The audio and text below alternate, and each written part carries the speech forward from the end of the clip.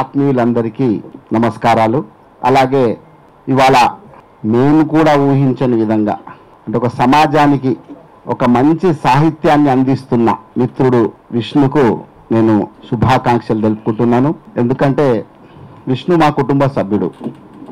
ఆయన సంగారెడ్డి జిల్లా మా యూనియన్కి కార్యదర్శి. చాలా గర్వంగా ఫీల్ అవుతున్నాను. అంటే మాలో కూడా యూనియన్లో సాహితీవేత్తలు మొదలయ్యారని. నిజంగా ఆయన ఆ పుస్తకానికి పేరు సెలక్షన్లోనే సక్సెస్ అయింది అనిపించింది నాకు. చాలా రోజుల క్రితమే ఈ టైటిల్ పెడదాం అనుకుంటున్న పుస్తకానికి అని చెప్పి అంటే చాలా ఆశ్చర్యపోయినా. అంటే ఆయన ఎంత లోతుగా ఆలోచించిండు. అది తెగమురిసే మేక అనేది మేక తెగమురిసే అనేది చిన్నది కావచ్చు, కానీ దాని వెనుక ఉన్న భావం చాలా పెద్దది. ఆయన ఆలోచన విధానం చాలా పెద్దది. ఇవాళ తన బాధ తపన ఎన్ని ఉన్నాయో అన్ని ఇమిడి ఉన్నాయి ఆయన సాహిత్యంలో. ఇంతకుముందు పెద్దలు చెప్పిన పాశవ్యాధనకి అందరూ చెప్పినట్టు ఇవాళ సాహిత్యం అంటే ఎట్లా వస్తుంది అంటే సాహితీవేత్తలకే అర్థమవుతుంది. ఒక కవిత్వం రాస్తే కవికే అర్థమవుతుంది, ఇంకో కవి ఉండాలి ఎదుట చదివే వాళ్ళు కూడా.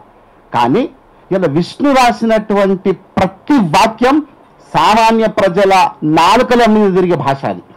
అంటే ఈ పుస్తకం ఇస్తే సామాన్య ప్రజలు కూడా సింపుల్గా దీన్ని చెప్పగలుగుతారు భావం ఏందనేది. ఇట్లాంటి సాహిత్యం ఇవాళ సమాజానికి అవసరం అని చెప్పి నేను భావిస్తున్నాను. ఇంత మౌనంగా ఇంత నిశ్శబ్దంగా ఉండే విష్ణు కలం నుండి ఇంతటి ఆగ్రహవేశాలతో కూడినటువంటి అక్షరాలు జాలువారుతాయా అని చెప్పి నేను అనుకున్నాను. కానీ వాళ్ళ పుస్తకం చూశాక నాకు అర్థమైంది ఏంటంటే గోడకు వేలాడుతున్న తుపాకీ కూడా మౌనంగానే ఉంటుందని. అంతటి ఒక ఆయనలో దాగి ఉంది. అది ఎప్పుడు బయట పెట్టాలి అని ఒక సందర్భం చూసుకున్నాడు. ఆ సందర్భం ఇవాళ ఈ తెగమురిసే మేకతో ఆయన స్పష్టం చేయడం చాలా అభినందనీయం.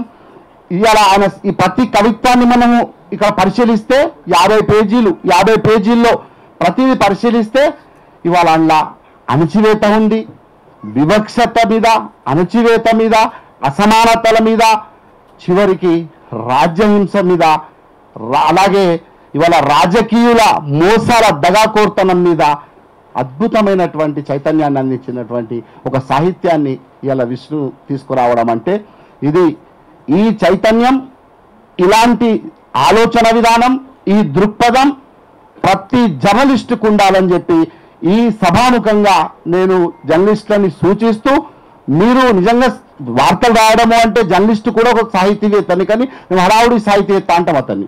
ఏదో అప్పటికప్పుడు వార్త రాసేసి అప్పటి సందర్భానికి అనుగుణంగా.